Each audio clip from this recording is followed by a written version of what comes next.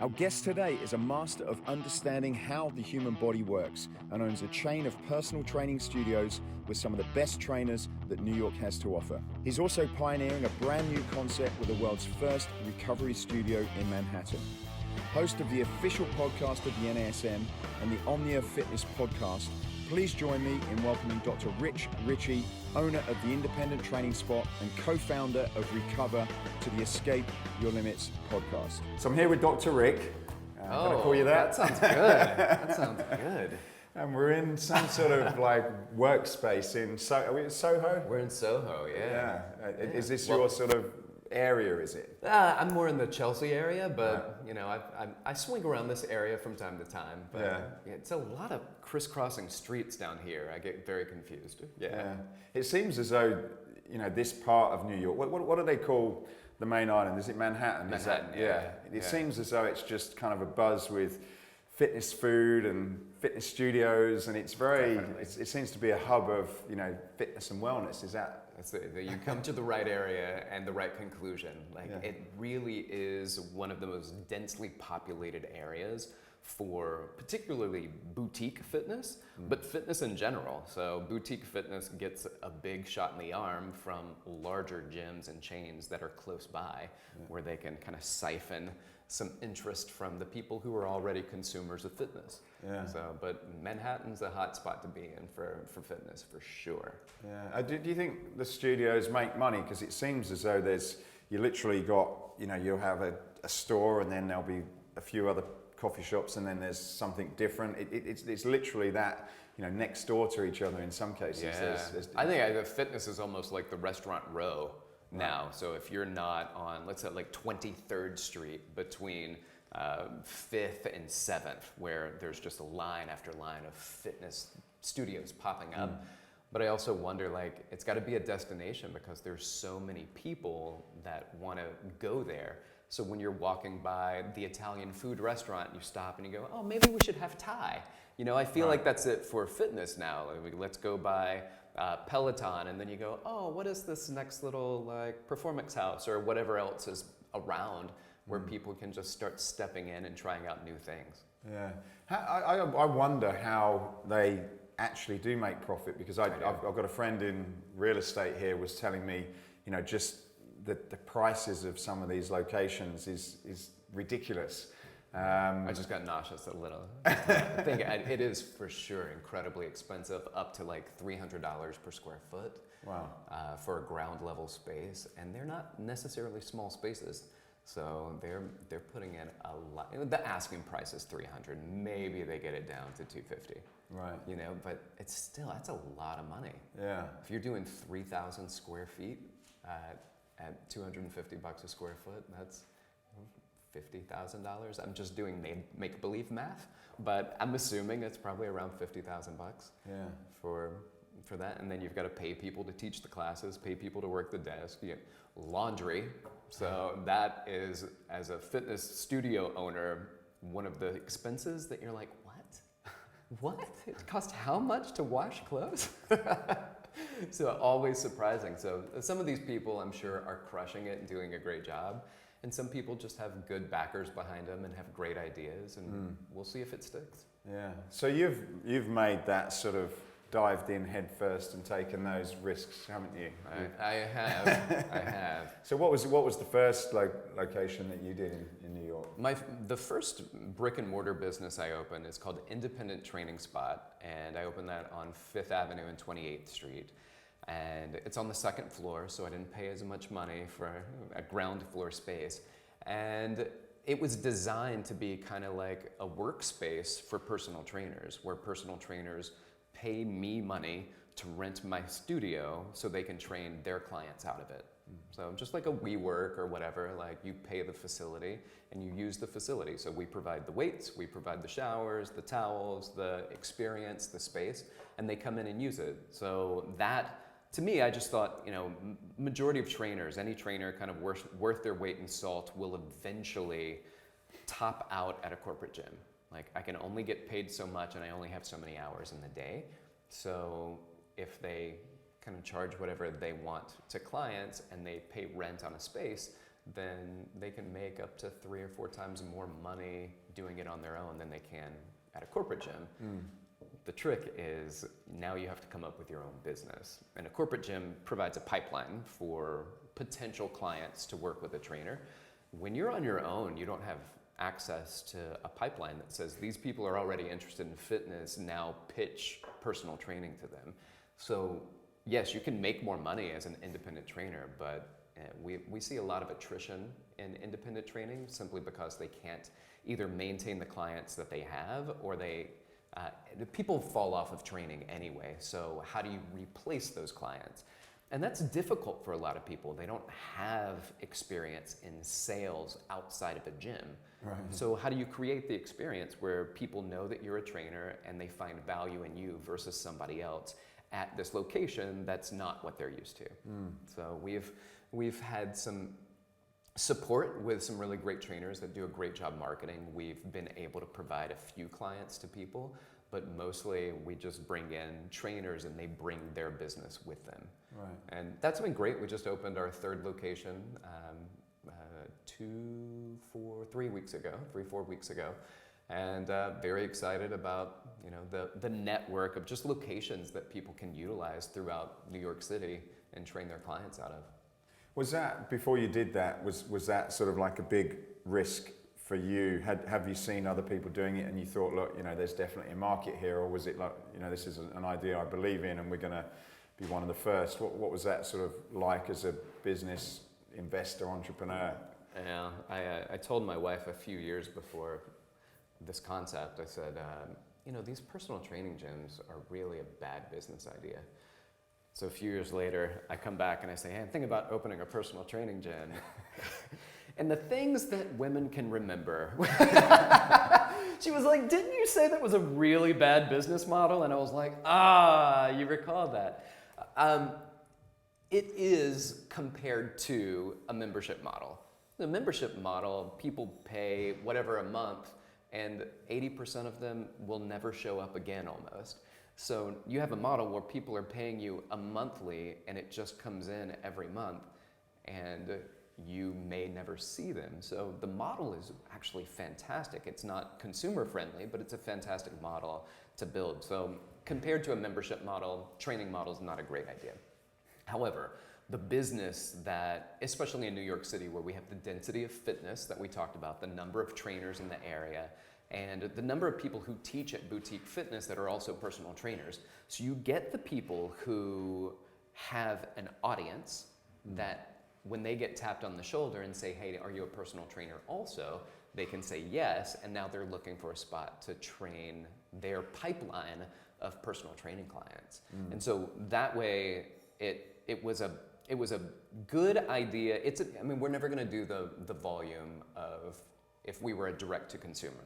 Like a Soul Cycle is gonna fill out 45 chairs and they're gonna do that 10 times a day at $35. You know what I mean? Like that's money hand over fist for those locations, and they can afford those ground level places that we were talking about. Here, it's not the same. We're not gonna get nearly that many people, but when you understand that you've got, what I told my wife is we're doing a good thing. Because people are, trainers particularly, are shackled to corporate fitness and they don't really have an ease of place to go to. And what my concept was initially is that I never wanted a Rick Richey's independent training spot, that one location, because I want to own a gym. It was never my idea. I wanted to be the first guy to create a brand of independent training gym. So not Joe's gym and Tom's gym and everybody has it. And they have independent trainers because it supplements the inability or lack of market share to build the business on their own. So they invite independent trainers in. Mine is strictly independent. I don't have any trainers that we get clients and then we give them to the trainers and we pay the trainers. All of ours is business to business. And so we pay, we bring those trainers in, and I don't talk to your client unless it's to say, hey, how you doing? Can I help you out with anything? But aside from that, I don't talk to the client, we don't exchange money, I don't charge them anything. You and I, as the trainer in the business, so the B2B, do work together, and then the clients just come in, train with you, and you guys have the client-trainer relationship. I think it keeps things cleaner. On some occasions, we have the clients that reach out to us, and we say, hey, put us in touch with your trainer. Right. We need their information. We cycling through you to get to us. We never take money from them. We always do business with the client. So with the trainer. So when I conceptualized this idea, I said, what if we had a network of, let's say 6, and that was just an arbitrary number that I said would be a great number to have in Manhattan. And we start selling packages. People can use a single session of their 25 pack. They can use it at this location, this location, this location. It doesn't matter. So they don't have to keep saying, I have a client over here. Let me get my insurance set up for that place. All of that stuff is already done the first time around. So I just need the insurance added for each location. And then they get an electronic key. They access the building themselves. They come in, they train, they leave. It makes everything very simple and incredibly independent. And I think that's why we have a good following, is because people love the independence that they get while working out of independent training spot. Yeah.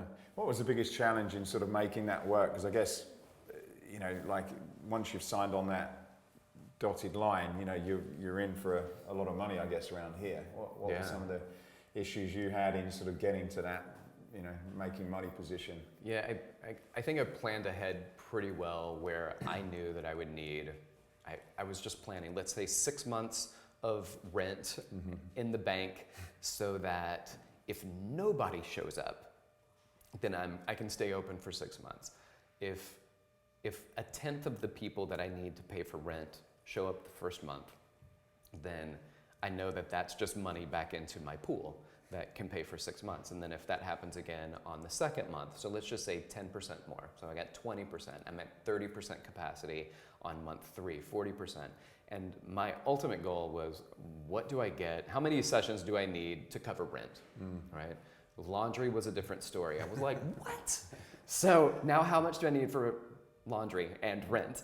And once that started coming together, I'm an educator through the National Academy of Sports Medicine, so several people would come in and we're like, oh, you taught my NASM workshop. Some people would come in, I used to do education for Town Sports International. So they would be like, oh, you taught my foundations workshop at New York Sports Club. So it was nice where there was a familiar face and they could immediately say, oh, that's the guy that did this workshop and I feel comfortable going to this location. So it was a slow build, like every business I think probably deals with at some point. And then once it built and the trainer started talking, and I gave the first month free if anybody wanted to come in and train. So even when they said, I got my free month and now I'm gonna go back and train at this other place, it doesn't matter, because when they were gone, all their friends are going, hey, where were you for the last month? This place for free over here. Well, all those trainers now know about my place. So it was good for me, even though I had free sessions and they disappeared and shared the news. And so the gospel just started spreading in that kind of way, where one of my favorite things to hear when people would say, who are you and what do you do? And I'd say, I have this gym called Independent Training Spot. And they say, I've heard of that. I'm like, good, that's like the second best thing to hear. Yeah. The first best thing to hear is, I know, I train there. So that's what I like. But when you know the word's getting out there, then it helps kind of dig in your heels and know that you're going the right direction. And it's very trainer focused and trainer centric. And the trainer has to provide the experience to their client. So all I have to do is make sure that the trainer and the client, but just environmentally, are pleased with what we do. And then everything else is them running their business and us keeping the trainer happy. Yeah. So I guess in that business, it's really just bringing in having a pool of people to go after, I suppose. Is that like trainers? Yeah. And one of the things that it struck me very profoundly is when I first opened, how many people walked in and said, it's so clean in here. And I realized at that point that has got to be the number one focus of everything that we do at that facility. Yes, it needs to function as a gym. We need to have the right tools that match what people's expectations are and what they want from a functional training gym. But after that, is it clean? And the number of people when they walked in and said, it's so clean, we're like, man, they really love it clean. And then I also thought, how dirty are all these other places that you're training? If this place is, yes, it's new, right? Like it smells new, it feels new, but why aren't other places clean? And that was very important for me to be like, all right, that's a high priority. And as I brought in other people, I would say, hey, when you're cleaning, even the garbage cans need to be clean. Like, don't look at the garbage can and go, oh, it's a garbage can. It's got like coffee dripping down the side of it that's dried. That's a dirty garbage can. So even the garbage should be clean. And that's something that we try to drive home, and we do as much as we can in an independent training gym. Yeah, so obviously seen your location, and one of the things I commented on both of the studios was, just the initial impact. Do you think also people link clean with sort of organized, and because you go into some studios and there's kettlebells over and dumbbells and that. Is that also sort of a conscious thing in terms of layout and where things go and how everything has its place? Without a doubt, everything needs to have a place. And when we're opening a new gym, trying to figure out, all right, where does everything go? Because once it goes there, at least for the time being, that's where it goes. And so at the end of the evening, when we're putting things away, we should identify, is this where it's supposed to be? So now when a trainer comes in and says, hey, where are the stick mobility sticks? Like, you should just know where to go because that's where they go. It's kind of like your dad with the toolbox when you're growing up. They're like, where are my tools? You don't take a screwdriver out and not put it back in the toolbox. Everything goes back. And we're not overbearing about this, but it's also the trainer's responsibility to do that. So if people leave in the evening and we're no longer there because they have a key and they can lock up, we might text them and say, hey, I noticed that you left the door unlocked, because we can track that remotely. Make sure that you lock the door. I noticed that you left the bench in the middle of the floor. Then we're not going after anybody. We're just giving a heads up. Just do a favor and make sure that everything's put away when you're done. Hope you still enjoy training here. Looking forward to seeing you tomorrow.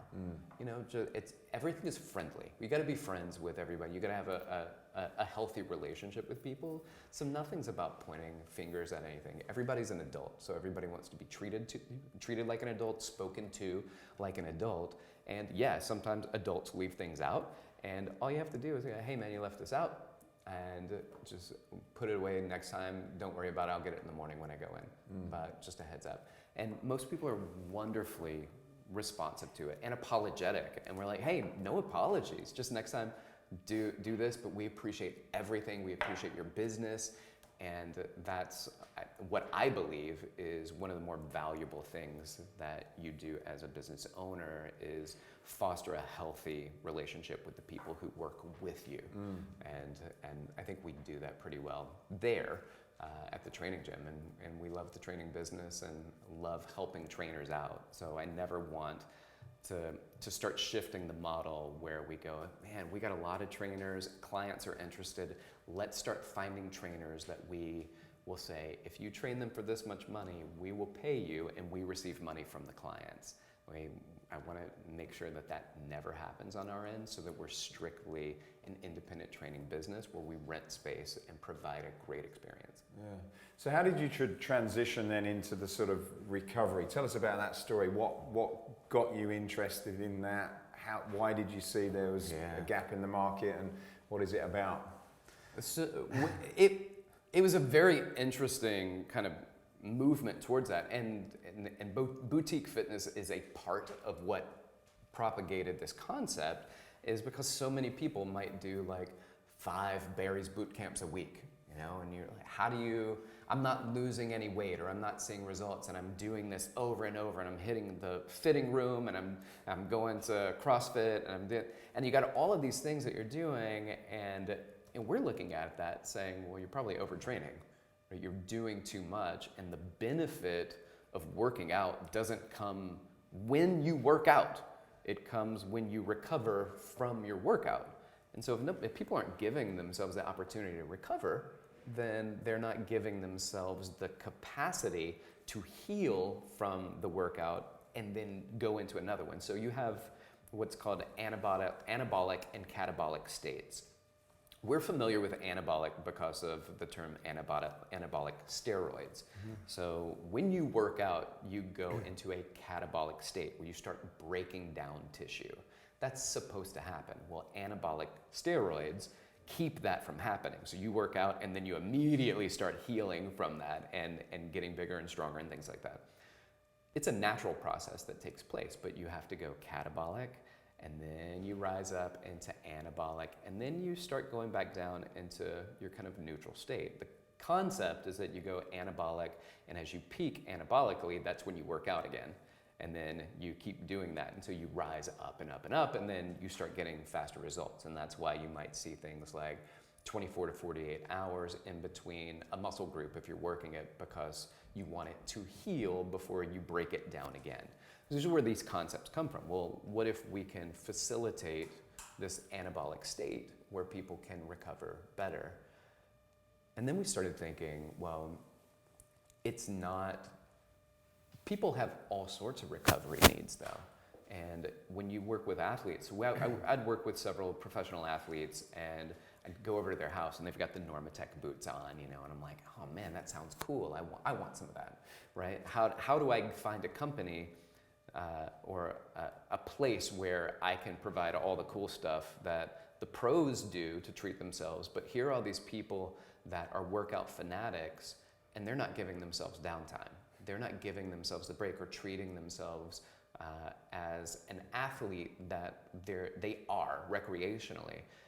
So conceptually, I'm taking this and saying, well, what are some of the cool tools that I wish I had access to? And then we started thinking about the athlete beyond their body and realized that there are people who have off games and they have slumps and things like that. And you go, well, is it because they're physically not recovered? Did they not do their Norma Tech? Is that what happened? Or are they not peak physical condition?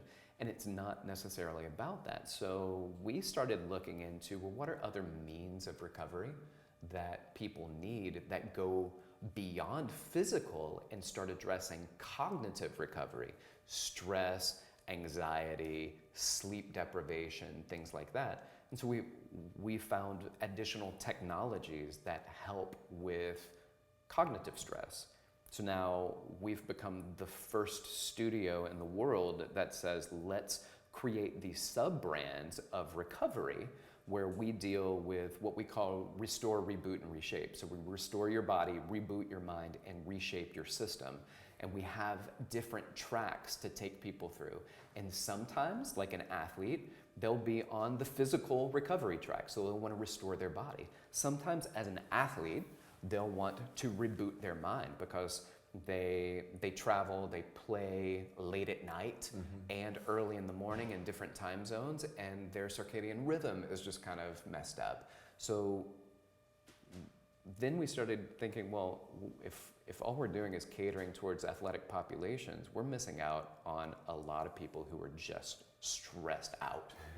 And now about 50% of our business comes from people who are not regular exercisers that still come in for stress management. So within that, then, what are some of the things that you're using? Like you guys kindly invited me, and I had an amazing experience. Like I had this like power nap, which was incredible, and I used, tell me about some of the technology that you're using, and what does it do, and why is it unique? Yeah, one of the tools that we use is, it's probably our favorite tool, and because we favor it so much, it has now risen to our #1 selling modality at Recover. So if you go to Recover, we use a tool called NuCalm, NuCalm. And NuCalm is a restorative sleep treatment that in a 20-minute power nap, you can get what equates to 1 to 2 hours of restorative sleep. It sounds made up. It's not make-believe. The original science behind it was for people with acute PTSD, to help them with stress and anxiety and lower those levels. Interestingly enough, the market that started purchasing and utilizing New Calm on a large level were dentists, because there's so much anxiety for people going to the dentist. So dentists all over the country have New Calm units that you can put on and relax and calm down, which now allows the dentist to go in and look and work and pick at your teeth and clean them out without you getting so freaked out about it. It's not Novocaine. It doesn't make you not hurt. It makes you calm down. And one example we get pretty regularly is people, as you start to kind of drift off into this deep theta brainwave state, people say, I felt like my nose was itching, but I just didn't want to pick my hand up to rub my nose. I was in such a relaxed place. And we're like, that's it right there. That's it. Yeah, when I put me under, they gave me a cup of tea, and I sat there, and I think we'd just done a podcast actually. We did, yeah. I was running around, and New York's crazy place, and it was like, right, just sit here for a little while. And I just remember putting these boots on, and I sat there, and I thought, look, I'm not gonna, because I think I even had some coffee, and I thought, right, this isn't gonna take me down, and I just sat there thinking, and I thought, like, okay, maybe 15 minutes. And anyway, when he took it off, he says, you've been gone for an hour. Yeah. Like, no way. We get that so much. We had a PhD in sleep science come in, and it was really like, let's just see what's going on here. I've heard about this. And she was I'm Dr. So-and-so when she walks in the door, Dr. So-and-so, and she's shaking hands, and we get her set up. She brought an MD friend of hers, and so I'm setting up her friend and talking through the setup with the cream that we put on, and the electrical patches that we put here, and the advanced neuroacoustic software that you're going to be listening to. And then the face mask, then the eye mask, and then we added to it the gravity blanket, so the weighted blanket, which is not part of the New Calm system, but it's part of Recover's New Calm system. And once we implemented all these things, I put her in, and then I go over, I'm working on the computer, and I look over, and she's pulling herself out of it. And I walk over, and I go, how was that? She was fine. I went, oh, okay. I said, how long do you think you were in? And she goes, oh, I wasn't in anything. And I went, okay, well, how long do you think you were sitting there? She said, 15 minutes. And she's kind of stern, again, like this. And I went, 52. And she goes, what? What? And she starts yelling so loud, her friend comes up, and she goes, how long were you in there? And she goes, I don't know, 15, 20 minutes? And I go, 54 minutes. And she was like, what? And they're looking at each other, going back and forth. And when she was leaving, she was giving hugs to everybody. She was like, it's good to see you. I was like, that guy doesn't work here. And she goes, it doesn't matter. Just the experiences that we're getting, whether it's this lucid dream state where people come out and tell us what they dreamed about, and at the same time, never feeling like they were asleep. No. So what is it doing? Because I didn't feel as though I was asleep. Correct. I wasn't really sure what I was doing. But I did wake up feeling great. And so what's kind of happening in your head? Yeah. So there are several things that take place when there's a topical cream we put on that's GABA. And it's an optional cream. That's the commercial version, will be GABA that we'll do transdermally on the neck. And then there are little electrodes we put here. And those, GABA is a neuroinhibitor. It's a naturally occurring amino acid, and it inhibits things like cortisol, adrenaline, epinephrine, norepinephrine. So all the things that get you tight and wound up, it blocks those. And then the electrodes that we put on start to mimic brain waves. And so it takes a moment before your brain waves can follow suit, right? And so the music is doing the same thing. It's a really advanced algorithm in the music that starts to shift and downregulate your brain waves. So some people will get in and 5 minutes, we try to set it up like 5 minutes, 10 minutes, it's gonna take about that long before your brain matches the waves that are being inputted into it. But once it receives that information for a certain amount of time, your brain starts to match those brain waves. Now those brain waves are kind of a theta brainwave state, which is that drift off to sleep state, the state where you're mouth breathing, You may even be snoring a little bit, but you still hear people walking around. You still hear a conversation or a phone ring or a siren go by. So you're awake, but you're not awake. Right. And you're asleep, but you are not asleep. And when people come out and they were like, I couldn't tell if I was awake or asleep, I didn't really know what was going on, we're like, that's how we know you were in it. That is that deep theta state. And some people come out and say the same thing, like, I didn't fall asleep. And I was like, yeah, well, your friend over here recorded you snoring. Yes. And you can see it. And they were like, wow, that's crazy. Yeah. And for me, when I first did it, my wife came in to the bedroom while I was doing it. We didn't have Recover yet, so I was just taking the product home, the new calm. She comes in the bedroom to get money for the tutor, and she leaves, and then I was like, I heard her, and now I'm not in my zone anymore. So I take everything off, and I come out, and she goes, how was that? And I went, why are you saying it that way? And she goes, I just went into the bedroom a few minutes ago, and you were sawing logs. You were snoring so loud. And I went, when you went to get money for the tutor? And I heard you, and I said you walked over, you opened the drawer, I heard the drawer open, I heard you close the door, it didn't latch completely. She goes, there's no way you heard that. So it was kind of like my body was asleep, but my brain was still aware of what was going on. Wow. And it's a pretty fascinating experience. So anybody that gets an opportunity to try New Calm, we're one of the few places that you can go to and use it commercially where you don't have to get your teeth cleaned. Right. So but if you want to try it, then try to find a dentist that has it in your neighborhood. But otherwise, if you're in New York City, stop by Recover and check it out. Yeah. So, and how do you find sort of, non-athletes using it? Are they coming in there just to kind of get a bit of a boost in the day, or what's the sort of typical application for that? I think we're probably more non-athletic people that are doing the New Calm, and we do have athletes that do use it, but most people are using it for sleep. Right. And we market it more for sleep as well, where 30 minutes is 2 to 3 hours of restorative sleep, because it's difficult, we think, to market to anxiety and stress. I think everybody would admit to being stressed. People who have anxiety are not the ones going, oh, let me raise my hand and come in because of my anxiety. But if we can equate it to sleep, and people who aren't sleeping well, people who are jet lagged, come in a lot to use it. Folks that primarily come in New York City, we get a lot of this, that want to be more productive when they work. And because they now have a 20-minute power nap version where you get the 1 to 2 hours of restorative sleep, you only have to be here for 20 minutes. So you still have probably, if you're within a certain distance, you still have time to stop and get lunch, do the power nap, and get back to work during a break. So we found it really valuable in a lot of uses for work-related, productivity-related, and sleep-related, whether that's a new mom that is not getting much sleep, and so they're telling, you stay with the kid, I'm gonna go treat myself to a nap that's gonna allow me to get much more restorative sleep than an actual nap would do, and you may not even fall asleep. So that's the thing, you're not supposed to necessarily be in sleep, but you don't also know if you were asleep or not. No. Yeah.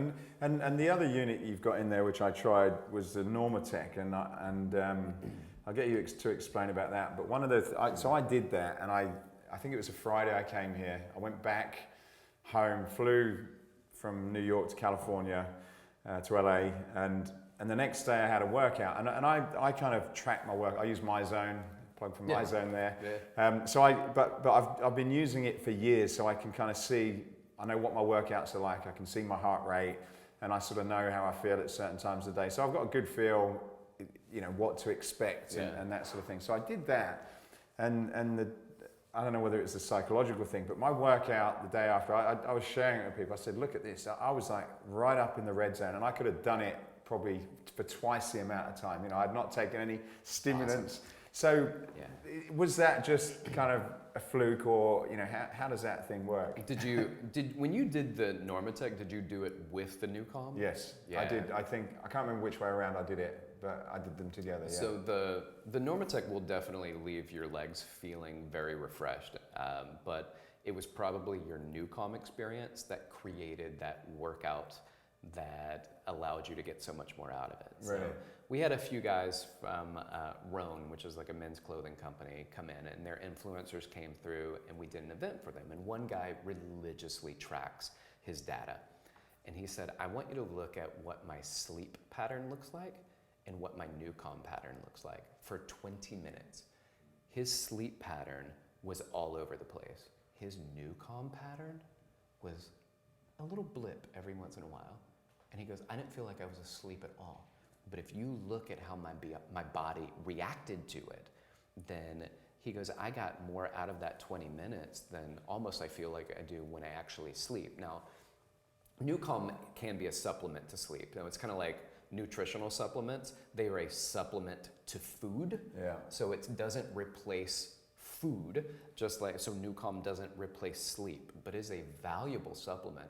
So for someone like you who've made all over the place in New York City, I think it was probably the NuCom that just rebooted and recharged your system. So it's not just cognition, it is restorative sleep. That's when the body heals itself. So you're getting more in that 20 or 30 minutes, or in your instance, 50. Yeah. When you did it, you got a lot more out of it. Now, we add the Norma Tech boots to it sometimes. So, because I was in the whole, was it Norma the Tech? CVAC. Oh, sorry, CVAC. The yeah. CVAC. You were in the pod. So the Norma Tech are like the sleeves that you put on your legs or your arms. Okay, so it was CVAC. So I went into this like pod that covered my whole body, and I sat there again with another cup of tea. Can't remember how long, and I seemed to be going up and down with different pressure. So what is that doing? So that's one of our, again, we've got kind of our big three at Recover. One is the NuCom, then we have the CVAC, and the other is the infrared sauna. It's just, there's such a draw for it and the benefits of infrared light. But the CVAC is this large egg-shaped pod that you get into. It's kind of like a vacuum, right? So, and it's going to change barometric pressure. So as soon as you get in, it's going to lift you up in elevation to about 2,000 feet in elevation. Yeah, because my ears were popping, I remember. Yeah. My bottle was crushing. Yes, yeah. So if you put the lid on the bottle, you see it expanding and relaxing. So when you get inside, think about that bottle, and now let's apply it to your body. You're gonna go from, initially when you do it, so you did 2,000 feet up to 3,600 feet in elevation, but you go up and down. So it's not like taking up in an airplane and then you're pressurized and you stay at 10,000 pressurized feet for a prolonged period of time. You will go up and then right back down and up and down. So you have, your ears are going to be doing that. So you have people that, they're on their phone in there, but they're going. Yeah. And that happens. That's why we don't go up too high initially. We work you up like exercise just to make sure that you can handle what's going on. So it's a very supervised process. Yeah. When you get in, you talked about the bottle expanding and contracting. Anything that's completely enclosed within your body is going to do the exact same thing. Synovial joints, let's say your knee, for example, completely enclosed, it's vacuum sealed. So when you take pressure off of it, it expands and then it recompresses. It's going to expand and recompress with every elevation. And you can go up as high as 23,000 feet in elevation. Wow. It just takes a while for your ears to work up to it. Your eyeballs, your cells that are completely intact, your brain, the sacs, the mater around the brain, everything will expand and come back. And so what they've found is that even this expansion and recontraction will start to clear out some amyloid plaques in the brain. So just like lymphatic drainage, which it helps do, it does also glymphatic drainage, which is like the lymph system in the CNS, the central nervous system. So expand and contract and starts to clear that out. We've got some research that shows up to a 5% increase in VO2 max with people who were passively just sitting in the pod and increased their VO2 max. Now, they did 40 minutes a day, 3 times a week for 8 weeks, I believe. So don't expect that you're gonna come in and do it and your VO2 max goes through the roof, but we're making a big push on that because right now it's marathon season and people are preparing. So our CVAC is going through the roof because it is a great recovery tool with, it's gonna think about cupping, but your whole body is inside the cup. Right. And then you go up in elevation and back down. So at sea level, we have about 15 pounds per square inch of atmosphere compressing our body. If you go up as high as 23,000 feet in elevation, you have about 6. So you've got all of this, and let's just say we stabilize at 10,000, but you go up and down, up and down. Decompress, recompress, decompress, recompress. All of this stuff that was not moving within your system starts to move. You start to get clearing out some of the waste products that become kind of stagnated in place where your body is not healing appropriately, and things are moving that never were. And then there's also the difference, like as a therapist, when I work on people, the first thing I do after assessment is I might put pressure into you. This is one of the only things, and systemically, that says we're not going to put pressure into you. We're going to take pressure off of you. And then we'll put it back in, and we'll take it back off. So in an airplane, you stay up there for too long at 10,000 feet, blood pools at the feet, you can't get your feet in your shoes at the end of the flight. That'll never happen because in the CVAC, because it's always recompressing immediately and letting you back up. So we've got also peer-reviewed research showing increase in oxygen saturation in the blood because you're in a transient hypoxic environment, decrease in chronic pain. I think it's just a fascinating tool, and it's ridiculously expensive, but we were trying to think, well, what can we do that does a lot of recovery, but also provides athletic and performance benefits as well?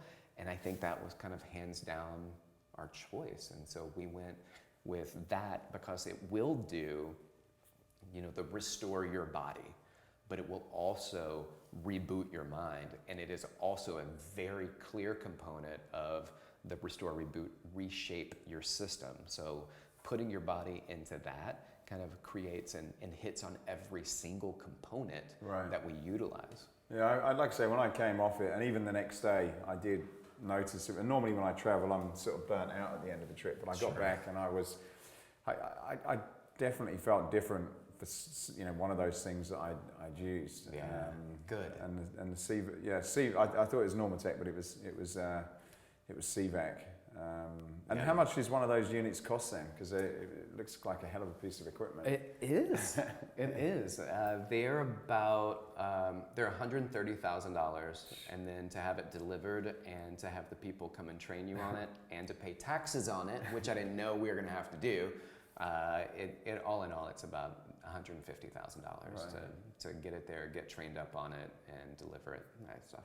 So that was also a big, I guess, quite a gamble, I suppose, to sort of open up one of those studios and to make that kind of investment in something that, I guess you must have had a bit of a gut feel that was going to work, did you? I mean, that's all we had to go on. Yeah. I mean, neither one of us, me and my business partner, Aaron, who we did the podcast with, had ever been in one. We'd never even been in one. And here we are buying this thing, and I get in it for the first time, and I feel my ears kind of popping a little bit as we go up and down, and I got out after 5 minutes, and I've had ear issues like all growing up as a kid, and I came out and I was like, was this a $150,000 mistake? And then that night, all I could do was think about being back in it. Right. And I said, tomorrow I'll do 20 minutes instead of 5 minutes. And I got used to the feeling of my eardrum doing this, it expands and contracts. Once I got zoned in, let me get on my phone, answer emails. I'm telling you, I probably wrote half of my dissertation while sitting in that pod. And the only problem is I couldn't go too high up in elevation because when it drops back down and the air comes back in the pod, it would start typing gibberish on my keys. And I was like, no, backspace. But it provides enough recompression that my keyboard would type. Wow. Yeah. And how long have you had that studio now? We opened in March of 2018, and it's been going the right direction. We were operationally in the black starting in month 1. Really? And we just started memberships recently, so now we have memberships. Everything was a la carte before. If you wanted to do something, it was between $1 and $2 per minute, and we still offer that. But just recently, in the last couple of months, we've implemented a membership model. So you're unlimited 30 minutes Every day you want to come in and do an infrared sauna, you can. You want to come in and do Newcom every day, there's an hour-long membership and there's a 30-minute membership. So if you want to do 30 minutes every day, you want to do an hour every day, there are options for you. And there are some people that we lose money on. And that they really take advantage of the membership. Yeah, I'd probably be one of those. Yeah, we'll take it. We will take it. It's been fantastic. It's been a crazy journey, and I believe that is the brand, because we had a wonderful designer, Rebecca Roberts, with a company called Method and Moxie, and she just kind of set the stage for everything. Yeah, it's beautiful. When I remember my first impression, and they always say, you know, that's very important in terms of your design, but when I got in there, you had there's a wow factor, you know, just everything, the walls, the reception area, it was, and the level of service, you know, just the people, and it was very slick, you know. It wasn't just a room with a couple of cool bits of technology. It was an experience, which I think probably adds to Thank you for saying that, because as Aaron and I started coming up with the ideas, like what do we want to provide? And we weren't spending a lot of time on how we wanted to provide that. And, you know, we had a drop ceiling. We probably would have had lawn chairs in there for people to do stuff if we didn't get a designer, because we were just a couple of guys going, it would be really cool to have this. And once we started thinking about it a little bit more, we were like, well, all the next person has to do is buy the same stuff and then make theirs a little bit nicer. And we just kind of had an arms race with ourselves, because there was no competition. Nobody's doing a comprehensive recovery experience anywhere. So we were the only company, except for maybe Upgrade Labs, that opened like a month or two before us. And we were like, no. And then we were able to use that actually to bolster some of our investors, because they would ask for a proof of concept. And we said, we don't have any. This is a new idea. And they went, well, we're not going to chance losing money on this new idea. And so we had several articles, like the next big thing is recovery, one of which my friend Pete McCall wrote. So I was like, thank you. That article meant a lot to me from my investors.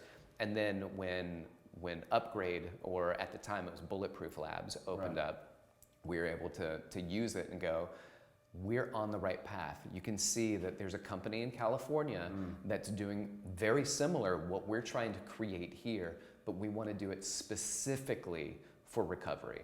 But it's not just like an infrared sauna place. So if you want sauna, you got to go here. If you wanted cryo, you needed to go here. If you wanted whatever, these kind of companies that specialized in one thing, we said, let's aggregate some really fascinating technology. And once we did that, through our network of trainers, which is initially how we got a lot of traction, then those trainers to their clients, and then somehow we were able to start moving beyond that to actually business people and folks that were interested in their performance stressors that had nothing to do with athleticism.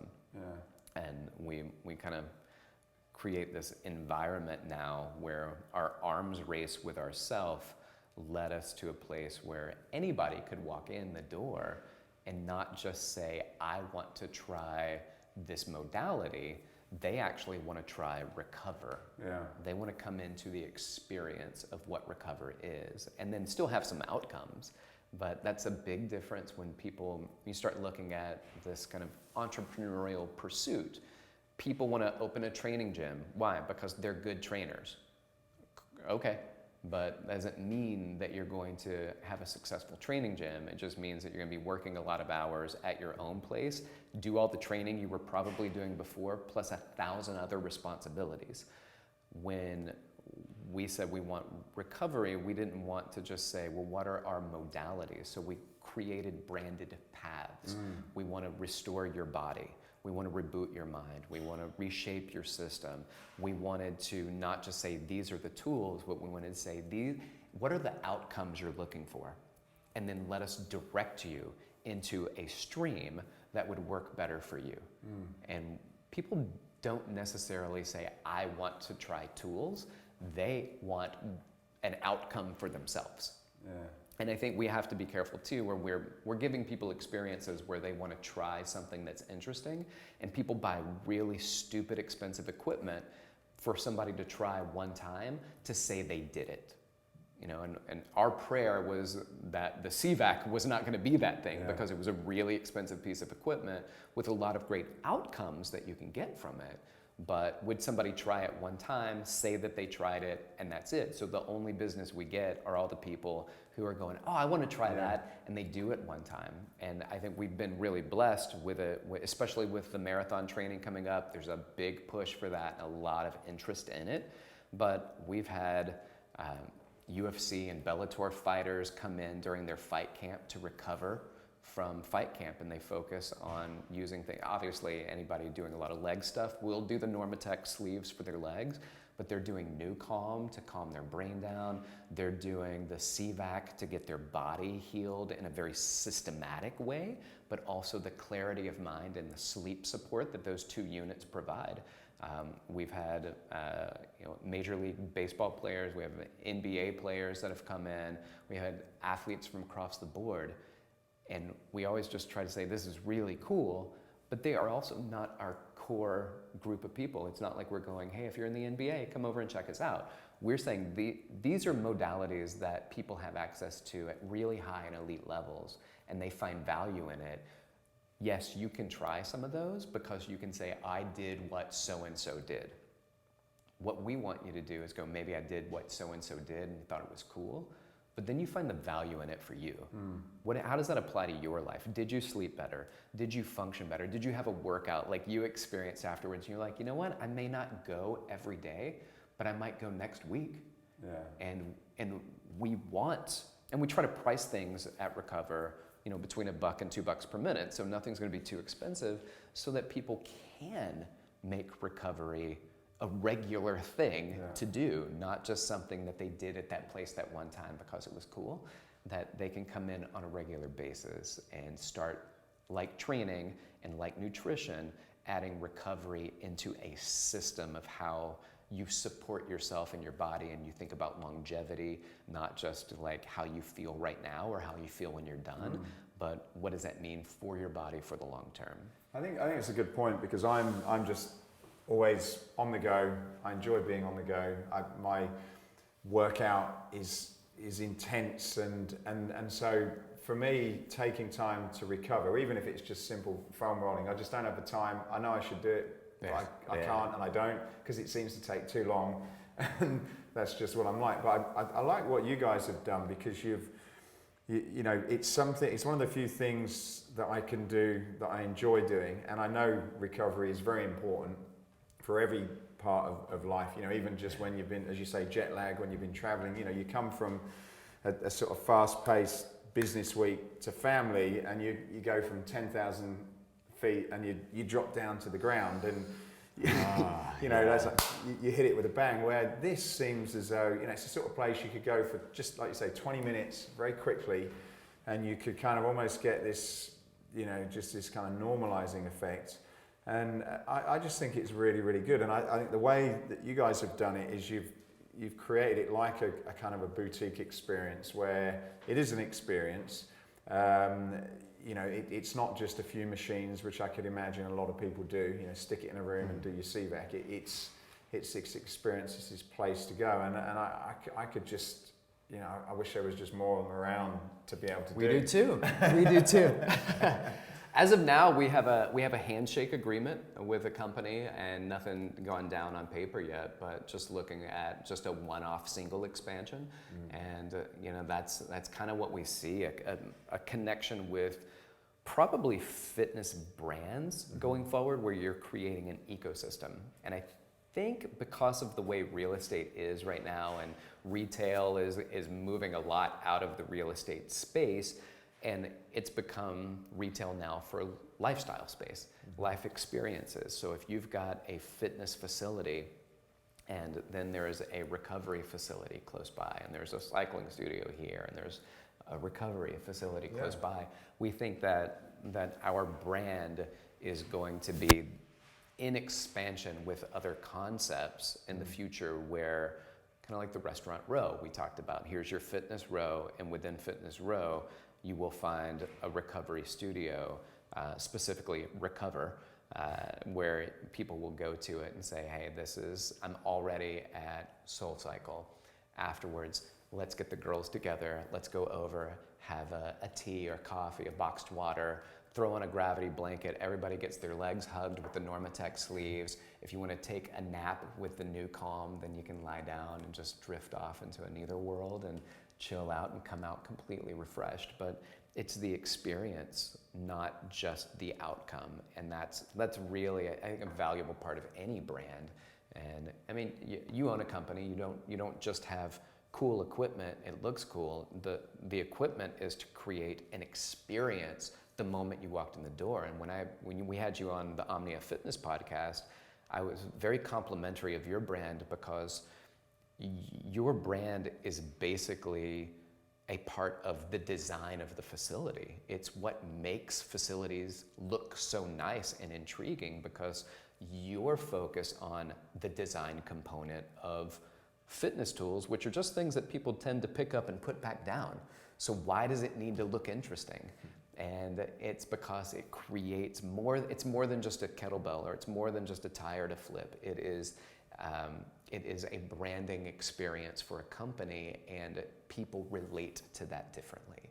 And we want people to not just say, oh yeah, I can go anywhere and put Norma Tech boots on, right, because those things, and they're wonderful, but they've definitely are in the market now. And people who haven't done them, it's almost like a surprise if you've never done them before. So why would you go to Recover versus anywhere else? And that's the experience. That's part. that magic ingredients. Yeah. So look, what do you see? What next sort of 5 to 10 years?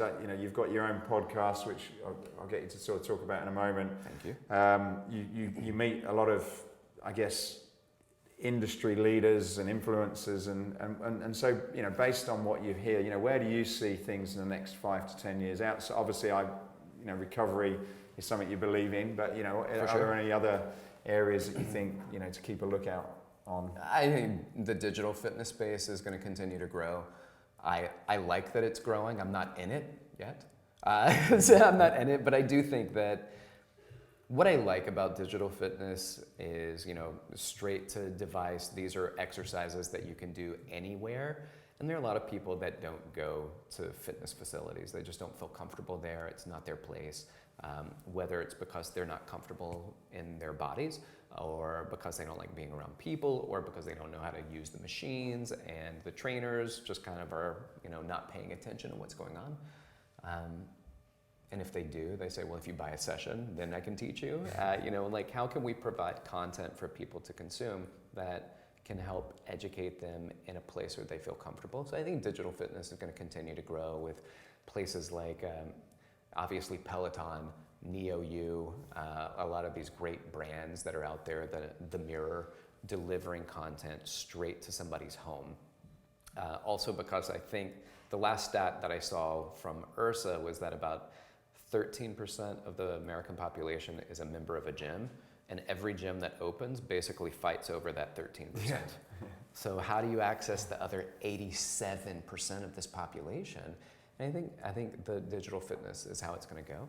The other thing, just to jump on that, I had a conversation with Jay Wright, who we I both love know. that man. And good. And I suppose, without going too far off track, but it does seem as though everybody's fighting for that same, whether it's 13 or 20%, whatever that number is. But when you speak to people like yourself and Jay, it seems as though you guys are not even in that 15 to 20%. Like, for example, Recover, that is an essential part, that is a boutique experience. Yeah. You're not even sort of competing with anybody over there.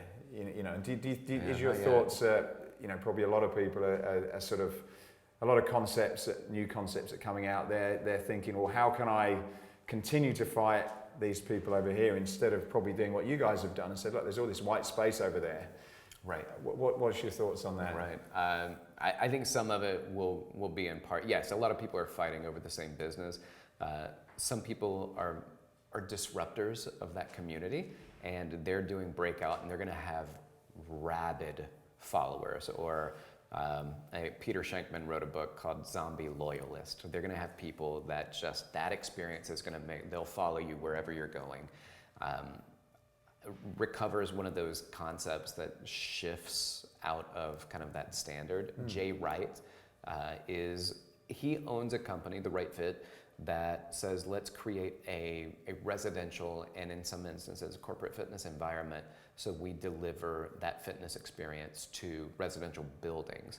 And so he's disrupting the market because if you put up a great space, then suddenly the people that move into this building are not going to join the gym across the street because all they have to do is push the down button in the elevator and the doors open and you're in the gym space and you don't even have to cross the street to go. So disruption of the industry is going to be a big part of the interest of the industry. What I believe is going to happen is, I talked to it before about what I'd like to see Recover do, is what's going to happen in the industry is that people are going to take these empty retail, places, and they're going to start creating I believe in 5 years easily, it's going to be, here's your cycling studio in here, and here's your gym, and here's your Recover, and here's and this is where you can get your juice, and it's an event place where people can go to do things. And it becomes a bunch of unique companies, and big companies like Lifetime Fitness, they're doing this on a great scale and just saying we're going to do all of this ourselves, and we have the babysitting and we have this, and they offer it. But I think we're going to see it on a boutique level where each individual company is going to come in, and it's not partnering, but it's partnering, right? So a developer will even start conceptualizing, well, what does my new development look like? And it's probably not going to be as many clothing stores as it once was, that they're going to start developing around the concepts. There's a place in just up the road from here, which is exactly what you say, but it's for food. So you have Mexican, you have Thai, you have burgers. It's like this little kind of marketplace, and there's all these little independent, So again, we're going back to like Restaurant Row, right? The concept of Restaurant Row, but it's going to be Fitness Row, or it's going to be like the second level of this business, or the basement level of this business, the first 3 floors, whatever it is. You're going to have all of these doors that you can open, and they're going to be different studios. I believe because retail is on its way down, fitness has never been at a precipice that it is now, and I believe it's going to continue to grow. And through that growth, you're going to see brand partnerships where people say, let's share the business, because the people that spend money on wellness are going to spend money on wellness. And if we look at just fitness, there's some people who are only going to focus on fitness, and they're going to be sore, and they're not going to drink juice, and they're not going to have the, you know what I mean? Like they're going to be fitness folks and eat peanut butter. And they're not going to focus on recovering their body, and they're not going to focus on like what healthy meal is close by. There are a lot of people that are going to come in and say, I'm going to do my resistance training here one day, my cardio here one day, my recovery here at least twice a week, and then I'm going to get my juice here, my fresh squeezed this, or my smoothie, and they're going to be healthy lifestyle centers, and it's not going to be one brand. Right? It's going to be multiple brands. That's interesting. Yeah. So look, a couple of questions before we finish. Yeah. First one is, where can people find you? And if someone wants to invest and open, 1,000 Recover studios in China, how do they find out about that? Let's share that information. So you can reach out to me at Rick, R-I-C-K, at recovernyc.com. And if you want to hear me and talk about fitness-related concepts, I have an Omnia Fitness podcast with Rick and Drogo, and we have conversations with professionals in the field, as you do on your podcast, where we get people, a lot of New York City-based concepts, because that's where we're located. So we'll bring in some of the top boutique marketing, boutique fitness folks into our podcast and have conversations about it. And then I'm an educator for the National Academy of Sports Medicine, so NASM, and now they have a new podcast, and I'm the host of that podcast as well. So that's the NASM CPT podcast. That is a little less industry focused and very focused on education for the personal trainer. So exercise science. There's some business concepts that go in, but it's strictly about, well, what does that business mean for you as a personal trainer?